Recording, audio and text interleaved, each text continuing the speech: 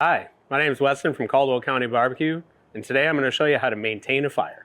So we can see our fire in here is dying out just a little bit. We do have some good active coals, which I talked about in the other video earlier, but we do have a log that's kind of on fire, but also kind of smoldering in there.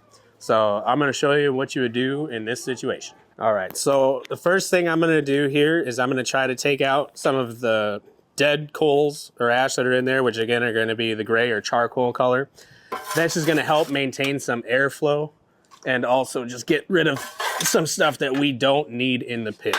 While coals are good, dead coals or gray coals are just going to slow or block your airflow, and it's not something that you'd want in there.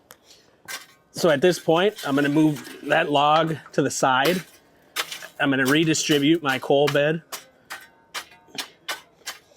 And then I'm going to put the log back, but try to give it a little bit of airflow underneath the log to open up and hopefully get it to catch on fire a little bit more.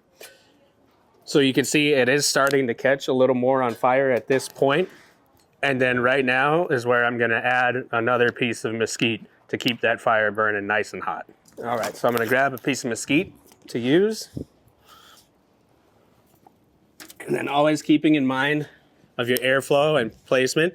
We're not as concerned about a log cabin at this point because we have the nice coal bed that we'd want to have. But that log will catch on fire. Two main reasons. The one underneath it is already burning and that'll catch and ignite the top one. Second reason is it's sitting on a very good coal bed at this point. So from here is where I'd shut my door over a little bit.